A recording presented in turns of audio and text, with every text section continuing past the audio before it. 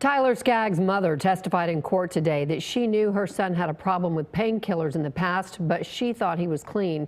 She took the stand in the federal trial against the man accused of giving the former pitcher the pills that killed him. Fox 4's Dion Anglin has more from day 2 of testimony. Dion. That's right, a wide range of testimony. One of Tyler Skaggs' teammates, a former Angels pitcher, tearful words from his mother and police detectives as well. The government is continuing to try and prove its case that Eric K. is the drug dealer responsible for Skaggs' death.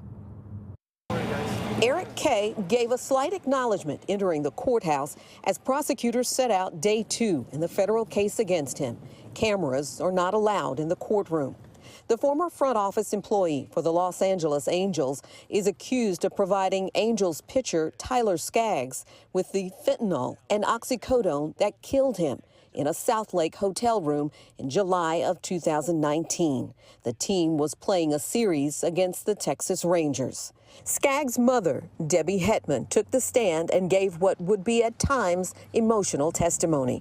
She told jurors of how her son was drafted at 17 right out of high school and put a lot of pressure on himself to climb the ranks from the minors to the major league. Often dealing with injuries, he also had one surgery. The prosecutor asked, did he come home after the 2013 season? She answered yes. The prosecutor, did you learn anything about him then? She responded, yes. He confided to us that he was having an issue with Percocet.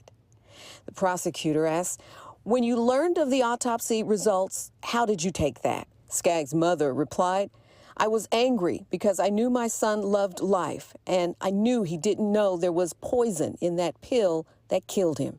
Before Skaggs' mother testified, one of his teammates, former Angels and now Dodgers pitcher Andrew Heaney, took the stand. His testimony included references to drug use in Major League Baseball. The prosecutor said there are players in the league who take drugs that are not legal.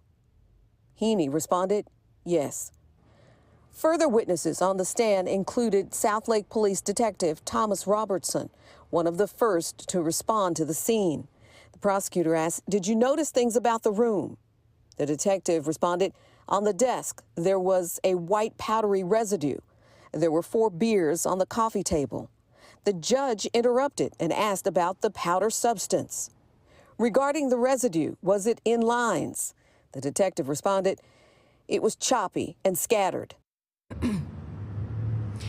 K faces federal drug charges, including conspiracy to possess with the intent to distribute a controlled substance and also distribution of a controlled substance resulting in death. This trial expected to stretch into next week.